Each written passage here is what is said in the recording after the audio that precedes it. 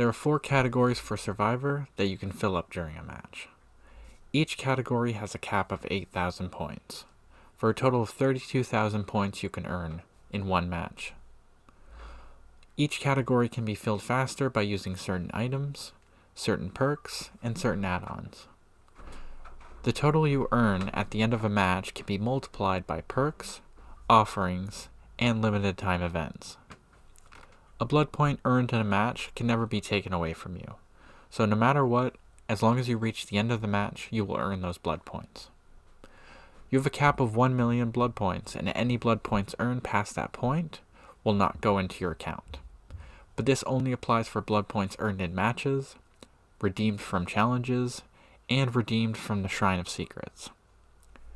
You can change up your playstyle and your loadout to try and help you earn points in categories that you don't usually fill. When you're in a match, at the top right, you will see any blood points that you earn. The visual icon will fill up at 5,000, but it will start saying max once it hits the actual cap of 8,000. Next, we'll go through each category and talk about all the score events that can get you points. The first one we'll start off with is boldness, as it is the easiest to fill up and you do most of it passively. The major ways you earn boldness is just by being around the map and by being around the killer. You get special bonuses for being in the basement, special bonuses for entering and exit lockers, and the majority of it comes from actually being within a chase by the killer. When in a chase by a killer, you get 40 blood points a second as long as you are in that chase. You also get boldness points by cleansing totems, performing co-op actions on boldness objectives, which would be the Demogorgon's portals, for example, escaping a chase successfully, stunning the killer in any way, dropping a pallet, or vaulting a pallet. Any of these actions can be done at any time without any special perks or any special killer powers in play. Then there are certain points categories that can only be activated if you have a specific perk or an item. That would include sabotaging traps, destroying hag traps with a flashlight, blinding the killer, stunning the killer with a flashlight, specifically the Wraith or the Nurse, or resetting pallets with any means necessary. Then, there are certain points categories that activate against certain killers. Like, for example, there are a lot of categories that apply with the Deathslinger. There's also categories that applies for Ghostface and breaking him out of his night shroud, and there is also points for disarming the Trapper's traps. In comparison, the Objectives category only has a couple of score events, and this includes working on a chest, working on an exit gate, working on a generator, getting good and great skill checks on a generator, co-op actions on a generator, and escaping through the hatch. With items, you can use a map and you will get points every time you scout an object. You can also open a hatch with a key, and specifically against the pig, you get objective points by doing great skill checks. Survival has a lot more score categories, but is one of the hardest to fill up as a survivor. The ways you fill this up are by unhooking yourself, escaping the killer's grasp and wiggling, recovering on the ground, and the biggest points you'll get is 5,000 from escaping through the exit gates, or through the hatch. Score events using survivor items or perks include using Built to Last to restore item charges, setting off a firecracker, mending yourself from a borrowed time deep wound, getting a great or good skill check while healing yourself in general, stunning the killer with head on, or by surviving or even dying as the obsession. Survival score events against specific killers would include the Deathslinger, and struggling and breaking free from his chains, dodging the Blight's attacks, surviving being marked by the Ghostface, cleansing yourself at a pool of devotion, snapping yourself out at tier 3, escaping a bear trap by yourself, and taking off a reverse bear trap, and from waking up from Freddy's Dream World. The altruism category has a lot of score events and is an easy category to fill up, as long as you play in a way that you play with your team and interact with your team a lot during a match. For example, the first time that you meet another survivor, you would get points. You would also get points for co-oping on a heal action, healing another survivor, getting good and great skill checks during that heal. Being near an injured survivor would also get you points, and you would also get points if a survivor were to ever disconnect. You would also get a large amount of points by doing hook rescues and safe unhook rescues, and you also get a points bonus during the endgame collapse for any altruistic actions that include healing or unhooking.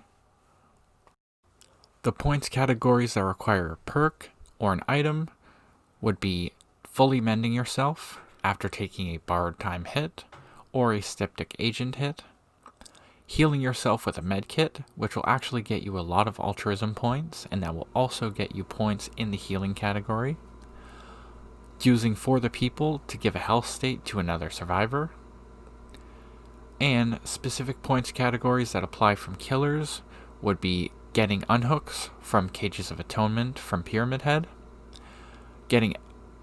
rescuing someone else from a bear trap, and waking up another survivor against Freddy. So that's all of the points categories and all the score events within them. If you want to, you can just take your time to read over any I might not have highlighted. And next we'll be moving on to add-ons that increase blood points. And there are only 2 add-ons, and they are both for the medkit. They give you bonus blood points when hitting a great skill check. One gives 100% bonus, and the other gives 150. So that would be a 250% bonus on a great skill check while healing with a medkit. If you wanted to, you could pair this with the perk Stakeout, and every single time you got a great skill check on a medkit, you would get 525 blood points in the altruism category, which can be an almost fast, guaranteed way to fill up your altruism category. In this section here, I'm going to talk about all of the offerings that will affect your blood point gains, and the perks that also do the same.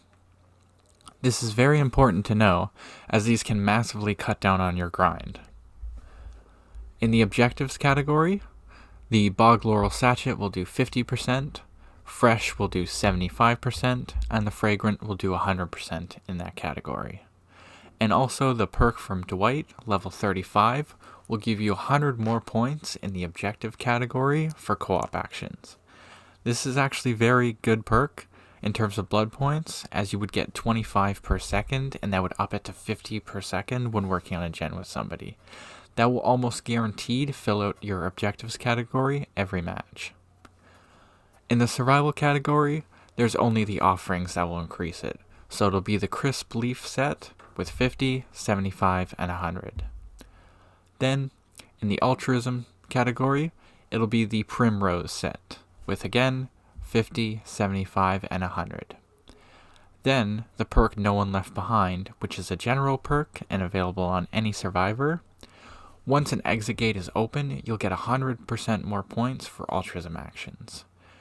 This will also stack with a bonus that gives you more points for altruism actions during the endgame collapse, so in essence you'll be getting roughly 300% bonus points, but this does obviously come with the downside of having to open exit gates.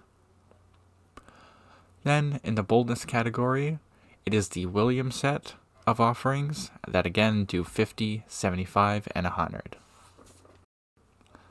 Then, there are offerings that affect yourself only, but give you points in all categories.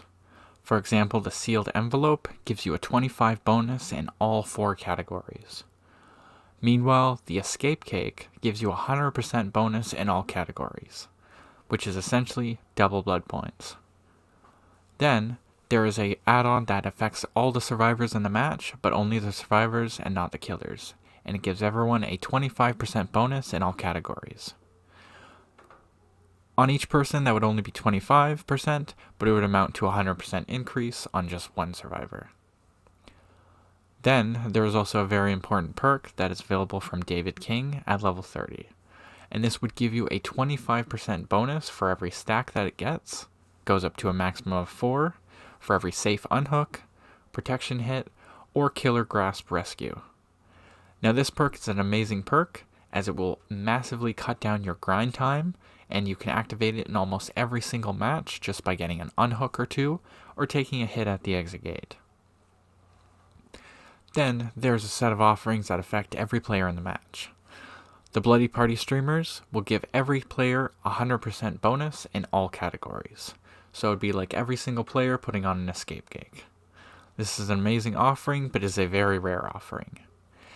Next would be the Cake series of offerings, which would be the Gruesome Gâteau and the Ghastly Gâteau. These are a specific event offering that only appears whenever Dead by Daylight has its anniversary event.